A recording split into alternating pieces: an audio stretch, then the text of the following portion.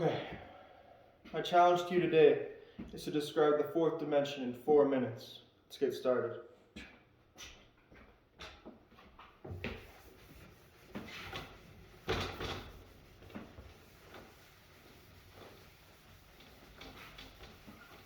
Okay, so we know that the first dimension is a real line. It can be projected onto a ring like as follows. We have an infinity point at the top.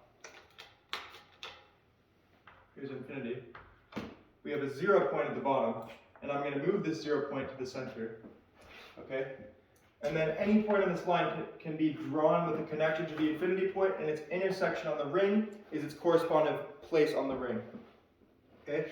And so now, what I'm going to do is to encode R2. I'm just going to spin the ring, okay? And so I'm going to get a sphere, the same infinity point, okay? But now I have a Riemann sphere, okay? With a single infinity point and a 0, okay? So here's my 0, here's my infinity point. And then same idea holds.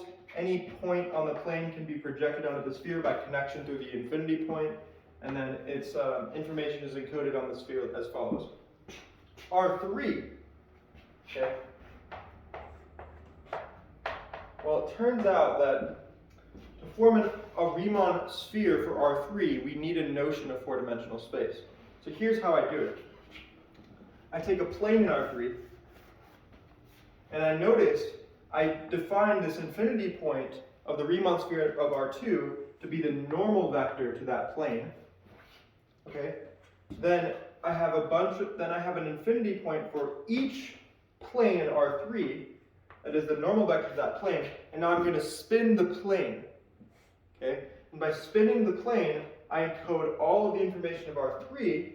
Okay, and essentially I superimpose a bunch of Riemann spheres onto themselves, and I get something that looks like this.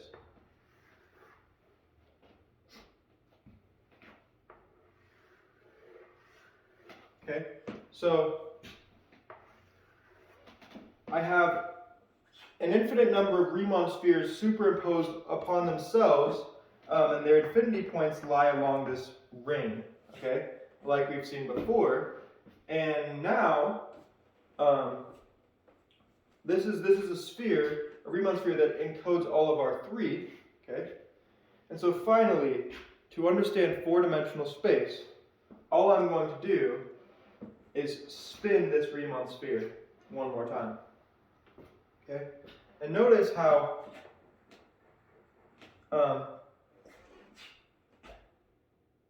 this is all it takes really. So spinning this Riemann sphere one more time about its other axis, okay? So essentially adding a new fourth-dimensional axis to R3, we're going to spin this Riemann sphere, and I'm just going to get a Riemann sphere of infinity points with a 0 at the center, like per our definition. So the 0 is at the center. My Riemann sphere is now, the entire surface is covered with infinity points, and each infinity point corresponds to a single Riemann sphere that is encoding a plane, okay? And so you can think about it as a plane of planes. And this is a Riemann sphere of infinity points. So this is four-dimensional space in 4 minutes. Thank you.